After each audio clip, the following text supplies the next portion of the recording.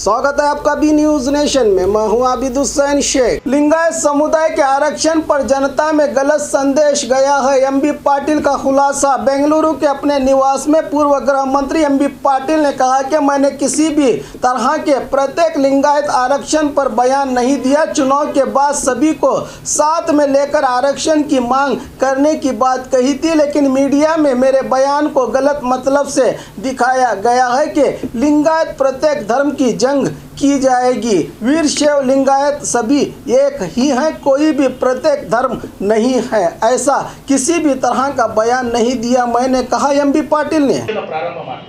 ಪ್ರಾರಂಭ ಮಾಡಿ ಅದು ಸಮಯ ತಗೋತದೆ। ಒಂದು ದಿವಸ ಎರಡು ದಿವಸದಲ್ಲಿ ಬಗೆಹರಿಸೋದಲ್ಲ, ವರ್ಷ ಎರಡು ವರ್ಷ ತಗೋಬಹುದು, 3 ವರ್ಷ ತಗೋಬಹುದು, ನಮ್ಗೆ ಗೊತ್ತಿಲ್ಲ. ಸಮಯ ಕೂಡ ನಾವು ನಿಗದಿ ಮಾಡಲ್ಲ, ಚರ್ಚೆ ಮಾಡಿ ಅವೆಲ್ಲವನ್ನೂ ಕೂಡ ನಮ್ಮಲ್ಲಿ ಏನು ಭಿನ್ನಾಭಿಪ್ರಾಯಗಳನ್ನ ಅದನ್ನೆಲ್ಲನೂ ತೊಡೆದು ಹಾಕಿ ಒಂದು ಅಂತಿಮ ಸ್ವರೂಪಕ್ಕೆ ಅದು ಯಾವ ರೀತಿ ಆಗ್ತದೆ ಗೊತ್ತಿಲ್ಲ. ಅಂತಿಮ ಸ್ವರೂಪ ಯಾವ ಸ್ವರೂಪ ಪಡ್ಕೋ ಗೊತ್ತಿಲ್ಲ. ಅದನ್ನ ಯಾವ ರೀತಿ ಅವರೆಲ್ಲರೂ ಕೂಡ ಏನು ಹೇಳ್ತಾರೆ ಅದನ್ನ ಮುನ್ನಡೆಸ್ಕೊಂಡು ಹೋಗಿ ಒಟ್ಟಾರೆ ನಮ್ಮ ಸಮಾಜದ ಮಕ್ಕಳಿಗೆ ಶಿಕ್ಷಣದಲ್ಲಿ ಎಲ್ಲ ಉಪಪನ್ಯಾಸಗಳಿಗೆ, ಶಿಕ್ಷಣದಲ್ಲಿ, ಉದ್ಯೋಗದಲ್ಲಿ ಹಾಗೂ ನಮ್ಮ ಮಠಮಾನ್ಯಗಳಿಗೆ, ಸಂಸ್ಥೆಗಳಿಗೂ ಸಹ ನೆರವು ಸಿಗಬೇಕು. ಇದು ನಮ್ಮ ಅಂತಿಮ ಗುರಿಯಾಗಿರ್ತದೆ. ಮತ್ತು ಎರಡನೇದಾಗಿ ನಮ್ಮ ಕಾಂಗ್ರೆಸ್ ಪಕ್ಷಕ್ಕೂ ಈ ಹಿಂದೆ ನಮ್ಮ ಏನು ಸಮಾಜದ ಇದು ಬೇಡಿಕೆಗಳಿದ್ದಾವೆ, ಹಿಂದೆನೂ ಕೂಡ ಕಾಂಗ್ರೆಸ್ ಪಕ್ಷಕ್ಕೆ ಸಂಬಂಧ ಇಲ್ಲ, ಇವತ್ತೂ ಕೂಡ ಸಂಬಂಧ ಇಲ್ಲ, ಇನ್ನು ಮುಂದೆನೇ ಕೂಡ ಸಂಬಂಧ ಇರೋದಿಲ್ಲ. ಮತ್ತು ಈಗ ಯಾರು ಕೂಡ ನನಗನ್ನಿಸ್ ಮಟ್ಟಿಗೆ ಇದಕ್ಕೆ ಭಿನ್ನಾಭಿಪ್ರಾಯ ವ್ಯಕ್ತಪಡಿಸುವಂಥ ಸಂದರ್ಭ ಬರೋದಿಲ್ಲ.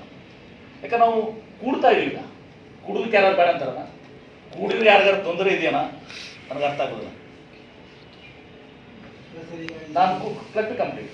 ಹೀಗಾಗಿ ಒಟ್ಟಾರೆ ನಾವು ಎಲ್ಲರೂ ಕೂಡ್ಕೊಂಡು ಒಂದು ಒಟ್ಟಾಭಿಪ್ರಾಯ, ಒಂದು ಸ್ವಲ್ಪನೂ ಕೂಡ ಒಂದು ಗುಂಜಿಯಷ್ಟು ಕೂಡ ಭಿನ್ನಾಭಿಪ್ರಾಯ ನಮ್ಮದು ಇರದ ಹಾಗೆ ಎಲ್ಲವನ್ನ ಬಗೆಹರಿಸಿಕೊಂಡು ಎಲ್ಲರೂ ಸಾಮೂಹಿಕವಾಗಿ ಅದನ್ನ ಈ ರೀತಿ ನಾವು ಮುನ್ನಡಿತೀವಿ ಅಂತ ಅದೆಲ್ಲ ಆದ್ಮೇಲೆ ಎಲ್ಲರೂ ಕೂಡಿ ಒಂದು ಸಹ ನಾವು ಈ ರೀತಿ ಸಮಾಜವನ್ನು ಮುನ್ನಡೆಯಲಿಕ್ಕೆ ಪ್ರಯತ್ನ ಮಾಡ್ತೇವೆ ಅಂತ ಅನ್ನೋದನ್ನ ಅವಾಗ ನಾವು ಪ್ರಕಟಣೆ ಮಾಡ್ತೀವಿ. ಮತ್ತು ಆ ರೀತಿ ನಮ್ಮ ಉದ್ದೇಶ ಇಷ್ಟೇ, ನಮ್ಮ ಮಕ್ಕಳಿಗೆ ಶಿಕ್ಷಣ, ಉದ್ಯೋಗ ಎಲ್ಲ ಉಪಪಂಗಡಗಳು, ಪಂಚಮಸಾಲಿ ಇರ್ಬೋದು, ಕುಡುವಕ್ಕರ್ಗ ಇರ್ಬೋದು, ಬಣಿಜ್ಗ ಇರ್ಬೋದು, ಕುಂಬಾರ ಇರ್ಬೋದು, ಜಂಗಮ ಇರ್ಬೋದು, ಯಾವ್ಯಾವುದು 30-40 ಪಂಗಡ, 99 ಪಂಗಡದಲ್ಲಿ ಬಹಳಷ್ಟು ಜನ ನಮ್ಮ ಹತ್ರ ಇವತ್ತು ಇಲ್ಲ. ಅವು ಎಲ್ಲ ಪಂಗಡಗಳು ಕೂಡ್ಕೊಂಡು ಇವತ್ತು ಸಹ ಎಲ್ಲರಿಗೂ ಬೆನಿಫಿಟ್ ಆಗಬೇಕು. ಶಿಕ್ಷಣ, ಉದ್ಯೋಗ, ಮಠಮಾನ್ಯಗಳಿಗೆ, ಸಂಸ್ಥೆಗಳಿಗೂ ಸಹ ಅನುಕೂಲ ಆಗಬೇಕು. ಆ ದಿಶೆಯಲ್ಲಿ ಒಟ್ಟಾಭಿಪ್ರಾಯದಿಂದ ಮುನ್ನಡೆತೇವೆ. ಯಾವುದೇ ಅಪಸ್ವರ, ಭಿನ್ನಾಭಿಪ್ರಾಯ ಇರಲಾರ್ದ ಹಾಗೆ ನಾವು ಒಂದು ನಿರ್ಣಯಕ್ಕೆ ಬರ್ತೀವಿ ಅನ್ನೋ ಮಾತನ್ನು ನಾನು ಹೇಳ್ತೇನೆ. ಹೀಗಾಗಿ ಈ ಏನು ಕೆಲವು ಮಾಧ್ಯಮದಲ್ಲಿ ಹೋರಾಟ, ಪ್ರತ್ಯೇಕ, ಕೂಗು, ನಾನು ಈಗ 2 ವರ್ಷ ಅದು ಪ್ರಶ್ನೆನೇ ಬರೋದಿಲ್ಲ. ಎಲ್ಲಿ ಪ್ರಶ್ನೆ ಬರ್ತದೆ? ನಾನೇ ಚುನಾವಣೆ ನಂತರ ಅಂತ ಹೇಳಿದ್ಮೇಲೆ ಅದು ಪ್ರಶ್ನೆ ಇಲ್ಲಿ ಬರ್ತಾ ಇರೋದು. ಸೊ ಇಷ್ಟು ನಾನು ಹೇಳಿದ್ದು. ಹೀಗಾಗಿ ಯಾವುದೇ ಒಂದು ಸೃಷ್ಟಿ ಬೇಡ. ಇನ್ನು ಮುಂದೆ ಚುನಾವಣೆ ನಂತರ 2 ವರ್ಷ ನಂತರ ನಾವು ಕೂಡ್ತೀವಿ, ಪದೇ ಕೂಡ್ತೀವಿ, ಎಲ್ಲರೂ ಕೂಡ್ತೀವಿ. ಅದು ಹಿರಿಯರು ಈ ಕಡೆ ಶಾಮೂರು ಶಿವಶಂಕರ್ ಇದ್ದಾರೆ, ಹೊರಟ್ಟಿ ಇದ್ದಾರೆ, ಇನ್ನೂ ಅನೇಕ ಪಂಚಪೀಠದ ಗುರುಗಳಿದ್ದಾರೆ. ನಮ್ಮ ಈ ಕಡೆ ನಮ್ಮೆಲ್ಲ ಗುರುಗಳಿದ್ದಾರೆ, ನಾಗನೂರಪ್ಪಗಳಿದ್ದಾರೆ, ಮತ್ತೊಬ್ಬರು ಎಲ್ಲರೂ ಇದ್ದಾರೆ, ಎಲ್ಲರೂ ಗದಗಿನಪ್ಪಗಳು ಮತ್ತು ಬಹಳಷ್ಟು ಜನ ಎಲ್ಲರೂ ಕೂಡ ಇದ್ದಾರೆ. ಚಿತ್ರದುರ್ಗ ಇದ್ದಾರೆ, ಶ್ರೀಗಿರಿ ಇದ್ದಾರೆ, ಎಲ್ಲರೂ ಕೂಡ ಒಟ್ಟಾಗಿದ್ದಾರೆ. ಅದು ಸಮಾಜಕ್ಕೆ ಒಳ್ಳೆಯದಾಗಬೇಕು. ಆಗಲ್ಲ ಅಂತ ಸರ್, ಇಷ್ಟು ದಿನ ಆಮೇಲೆ ಒಂದು ದಯವಿಟ್ಟು ನಾನು ಏನು ಹೇಳಿದ್ದೀನಿ ಅದನ್ನು ಮಾತ್ರ ತಾವು ದಯವಿಟ್ಟು ಮಾಡಿ. ದಯವಿಟ್ಟು ಅದರಲ್ಲಿ ನಾನು ಉದ್ದೇಶಪೂರ್ವಕ ನೀವು ಯಾರು ಮಾಡಿದ್ದೀನಿ ಅಂತಲೂ ಹೇಳಿಲ್ಲ. ನಾನು ಹೇಳ್ತೀನಿ, ನಾನು ಏನು ಯಾಕೆ ನಾನು ಒಂದು ಸ್ಪಷ್ಟವಾದಂಥ ಸಂದೇಶ, ಯಾಕೆ ನಾನು ಹೇಳಿದ್ದನ್ನೇ ಬೇರೆ ಇದೆ. ಬಂದಿದೆ ಕೂಗು, ಪ್ರತ್ಯೇಕ, ಹೋರಾಟ ಅಂತ ಬಂದಿದ್ದು ಒತ್ತು ಸಂಬಂಧ ಇದೊಂದು ತಪ್ಪು ದಾರಿಗೆ ಅದರಿಂದ ಏನಾಗ್ತದೆ, ಎಲ್ಲೋ ಒಂದು ಕಡೆ ತಪ್ಪು ಸಂದೇಶ ಹೋಗ್ತದೆ. ಅದು ಆಗಬಾರ್ದು. ನಾನು ಕಳ್ಕಳಿಂದ ತಮ್ಮಲ್ಲಿ ವಿನಂತಿಯನ್ನು ಮಾಡ್ಕೋತೀನಿ, ಪ್ರಾರ್ಥನೆ ಮಾಡ್ಕೋತೀನಿ. ನಾನು ಏನು ಹೇಳಿದ್ದೀನಿ ಅದನ್ನು ಸರಿ ಅದನ್ನ ಹಾಕಿ ನೀವು ನಾನು ಯಾಕೆ ನಾನು ರೆಕಾರ್ಡೇ ಮಾಡ್ತಾ ಇದ್ದೀನಿ, ಎಲ್ಲ ನಾನು ಹೇಳಿದ್ದನ್ನ ರೆಕಾರ್ಡೇ ಮಾಡ್ತಾ ಇದ್ದೀನಿ.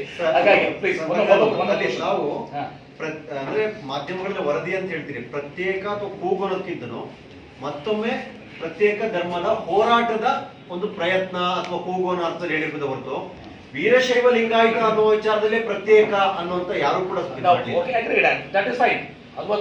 ಅದನ್ನು ಕೂಡ ಈಗ ಆಮೇಲೆ ನಾವು ಅದನ್ನು ಸ್ಪಷ್ಟವಾಗಿ ಹೇಳಿದ್ರಿ, ವೀರಶೈವ ಲಿಂಗಾಯತ ಒಟ್ಟಾಗಿ ಅನ್ನುವಂಥದ್ದು ಹೇಳಿದ್ರಿ. ಓಕೆ, ನಾನು ಅದನ್ನ ನೀವು ಹೇಳಿದ್ರೆ ನಾನು ಕೆಲವು ಮಾಧ್ಯಮದಲ್ಲಿ ನೀವು ತಗೋತಾ ಇದ್ರಿ, ಎಲ್ಲ ಕೆಲವು ಕಡೆ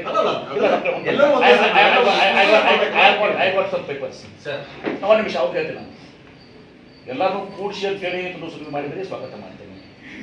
ನಾನು ಹೇಳಿದೆನು ಚುನಾವಣೆ ನಂತರ, ನಾನು ಹೇಳಿದ್ದೇನೆ ಚುನಾವಣೆ ನಂತರ ಎಲ್ಲ ಪ್ರತಿಷ್ಠೆಗಳನ್ನ ಬದಿಗೊತ್ತಿ ಪಾರದರ್ಶಕವಾಗಿ ಎಲ್ಲರೂ ಕೂಡ್ಕೊಂಡು ಮಾತುಕತೆ ಮಾಡಿಕೊಂಡು ವರ್ಷ ತಗೊಳ್ಳಿ, 2 ವರ್ಷ ತಗೊಳ್ಳಿ, 3 ವರ್ಷ ತಗೊಳ್ಳಿ, ಎಲ್ಲರೂ ಕೂಡ ಚರ್ಚೆ ಮಾಡಿ ಒಟ್ಟು ಅಭಿಪ್ರಾಯ ಪಡ್ತೀವಿ ಚುನಾವಣೆ ನಂತರ ಅಂತ ಹೇಳಿದ್ದೀನಿ. ಸೊ ಈಗ ಅದು ಪ್ರಶ್ನೆ ಬರಲ್ಲ ಸರ್. 2 ವರ್ಷ ನಂತರ ಚುನಾವಣೆ ಇರುವಂತ ಇಂಥ ಸಂದರ್ಭದಲ್ಲಿ, ಯಾಕಂದ್ರೆ ಹೋದ್ಸರಿ ಚುನಾವಣೆ ಸಂದರ್ಭದಲ್ಲಿ ತಾವು ಹೇಳಿಕೆ ನೀಡಿ ಒಂದಷ್ಟು ಕಾಂಗ್ರೆಸ್ ಪಕ್ಷಕ್ಕೆ ಡ್ಯಾಮೇಜ್ ಆಯಿತು. ಈಗ 2 ವರ್ಷ ನಂತರ ಇರುವಂತಹ ಚುನಾವಣೆ ನಂತರ ಚರ್ಚೆ ಮಾಡೋದಕ್ಕೆ ಈಗಲೇ MP ಪಾಟೀಲ್ ಇರೋದ್ರಿಂದ ಸಹಜವಾಗಿ ಕಾಂಗ್ರೆಸ್ ಪಕ್ಷದಲ್ಲಿ ಇರ್ಬೋದು ಅಥವಾ ತಮ್ಮ ಒಂದು ಬಳಗದಲ್ಲಿ ಅದು ವಿವಾದ ಆಗುತ್ತೆ ಅಂತ ಅನ್ಸಿರ್ಲಿಲ್ಲ ಅಲ್ವಾ? ಅಲ್ಲ, ಇದು ಒಂದು ನಿಮಿಷ ಪ್ಲೀಸ್, ನಾನು ನಿಮ್ಮ ಕ್ವಶನ್ಗೆ ಆನ್ಸರ್ ಕೊಡ್ತೀನಿ. ಇಲ್ಲಿ ಯಾರಿಗಾದ್ರೂ ಕೂಡ ನಾವು ವೀರಶೈವರು ಲಿಂಗಾಯತರು ಒಂದಾಗುವುದರಿಂದ ತೊಂದರೆ ಆಗ್ತದ? ಯಾವುದೇ ಪಕ್ಷಕ್ಕಾಗಿ ಯಾರಿಗಾದ್ರೂ ತೊಂದರೆ ಆಗ್ತದ? ಬೇರೆ ಬೇರೆ ಆಗ್ತಿತ್ತಂದ್ರೆ ಪ್ರಶ್ನೆ ಇದೆ. ಎಲ್ಲರೂ ವೀರಶೈವ ಲಿಂಗಾಯತರು ಒಗ್ಗೂಡ್ತೀವಿ, ನಾವು ಪಂಚಪೀಠದವ್ರು ವ್ಯಕ್ತಪಡಿದವ್ರು ಒಂದ್ಬಿಡ್ತೀವಿ, ವೀರಶೈವ ಮಹಾಸಭಾ ಜಾಗತಿಕ ಒಂದ್ಬಿಡ್ತೀವಿ. ಯಾರಿಗೆ ತೊಂದರೆ ಆಗ್ತದೆ? ಯಾವ ಪಕ್ಷಕ್ಕೂ ಮಜೂರು ಆಗ್ತದೆ? ಪ್ರಶ್ನೆ ಬರೋದಿಲ್ಲ. ನೋಡಿ, ಅವ್ರಿಗೆ ನಾನು ಪೋಸ್ಟ್ ಮಾಡಿದ್ದೀನಲ್ಲ, ಇವಾಗ ಗೊತ್ತಾಗುತ್ತಲ್ಲ. ನಾನು ಅವ್ರು ಕೂಡ ಮಾತಾಡಿದ್ದೀನಿ. ನಾನು ಏನು ಹೇಳಿದ್ದೀನಿ ಕೂಡ ನನ್ನ ಪಕ್ಷದ ಅಧ್ಯಕ್ಷರು ಹೇಳಿದ್ದೀನಿ, ನಾನು ಸಿದ್ದರಾಮಯ್ಯ ಹೇಳಿದ್ದೀನಿ, ಎಲ್ಲ ಪ್ರಶ್ನೆ ಬಂದಿದೆ. ಈಗ ಕೂಡುದ್ರಲ್ಲಿ ಯಾರು ಅಭಿಪ್ರಾಯ?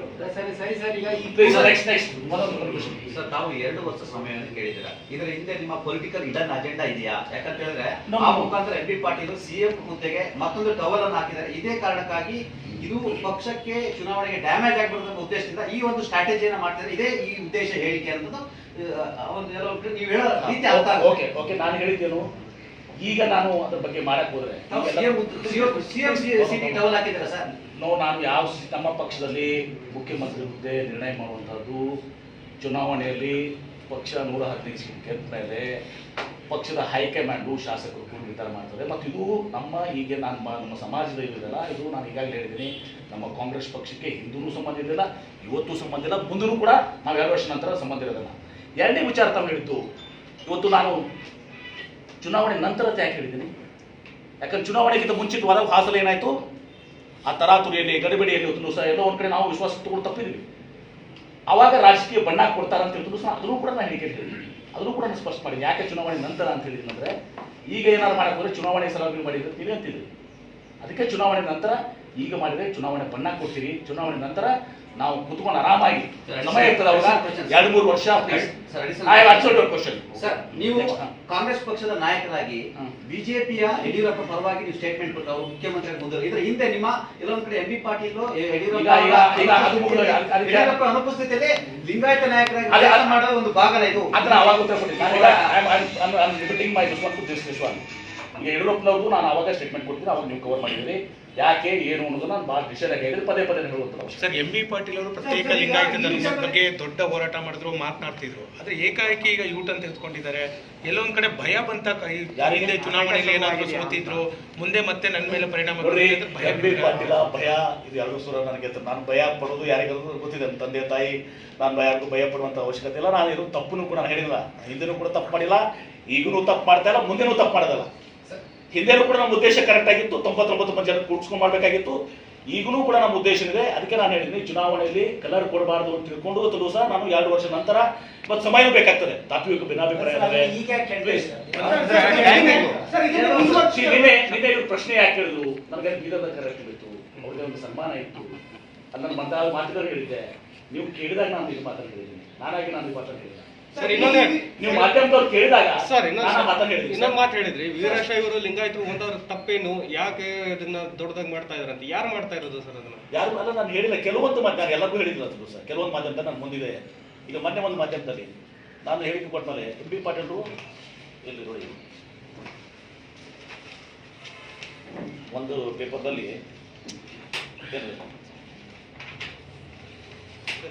ಬಿಡಿ, ಒಂದು ಪೇಪರ್ದಲ್ಲಿ ಏನು ಬಂತು, ಕೂಡಲ ಸಂಗಮ ಸ್ವಾಮಿಗಳಿಗೆ MB ಪಾಟೀಲ್ ಅಂತ. ಕೆಲವೊಂದು ಮಾಧ್ಯಮದಲ್ಲಿ ಬೀದರ್ದಾಗ ನಾವು ಮಾತಾಡಿದ ಮೇಲೆ ನಾನು ಅಲ್ಲಿನೂ ಕೂಡ ಭಾಳ ಮಂದಾದ ಮಾತುಗಳಿದ್ರು. ನಾವು ಪೆಟ್ಟು ತಿಂದಿದ್ದೀವಿ, ನಾನು ಅಧಿಕಾರ ಕಳ್ಕೊಂಡಿದ್ದೀನಿ, ಅದನ್ನು ಹಾಕಿದ್ರು. ಕಾಂಗ್ರೆಸ್ ಪಕ್ಷ ಅಧಿಕಾರ ಕಳ್ಕೊಂಡು ಹೇಳಿದ್ರೆ MB ಪಾಟೀಲ್ ಅಂತ ಹಾಕಿದ್ರು. ಆಮೇಲೆ ಕೂಡಲ ಸಂಗಮ ಸ್ವಾಮಿಗಳಿಗೆ ಪರೋಕ್ಷವಾಗಿ ಟಾಂಗ್ ಕೊಟ್ಟರು ಅಂತ ಹಾಕಿದ್ರು. ಸೊ ಇದನ್ನ ಅದು ನಿಮ್ಮ ಮನೆಯೂ ಕೂಡ ನಾನಾಗೆ ಹೇಳಿಕೆ ನಾನು ಹೊಟ್ಟಿದ್ದೆ. ನಾನು ಕಾರಲ್ಲಿ ಹೊಟ್ಟಿದ್ದೆ, ನಿಮ್ಗೆ ಹೇಳ್ತಿದ್ದೀನಿ. ನಾನು ಪ್ಲೀಸ್ ನಾನು ಕಾರಲ್ಲಿ ಹೊಟ್ಟಿದ್ದೆ, ಅದಕ್ಕೆ ಒಂದು ಸ್ವಲ್ಪ ನೀವು ಹೇಳಿಕೊಡ್ಬೇಕಂತ ನೀವಾಗಿ ನಾನು ಕೇಳಿದ್ರಿ.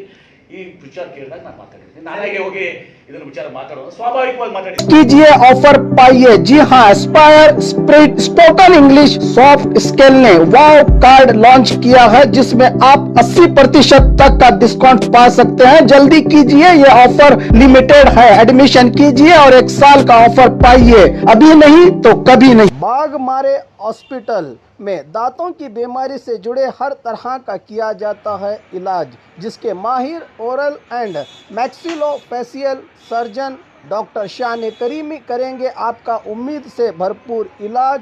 तो आज ही विजिट कीजिए बाघमारे मल्टी स्पेशलिटी हॉस्पिटल, सकाफरोजा सरकारी उर्दू स्कूल नंबर 4 के पास।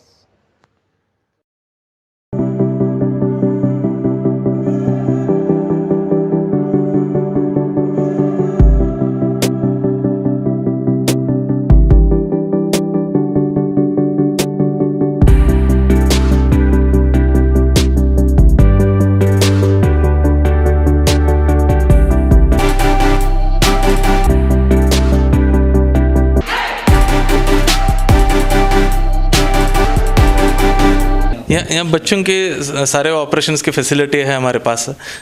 कई बच्चों को सिंपल माइनर प्रोसीजर रहते हैं वो भी करते हैं हम लोग। जो माइनर ऑपरेशंस हैं वो भी होते हैं, जो मेजर ऑपरेशन है वो भी कई किस्म के ऑपरेशन होते हैं। और खबरों के लिए देखते रहिए बी न्यूज़ नेशन।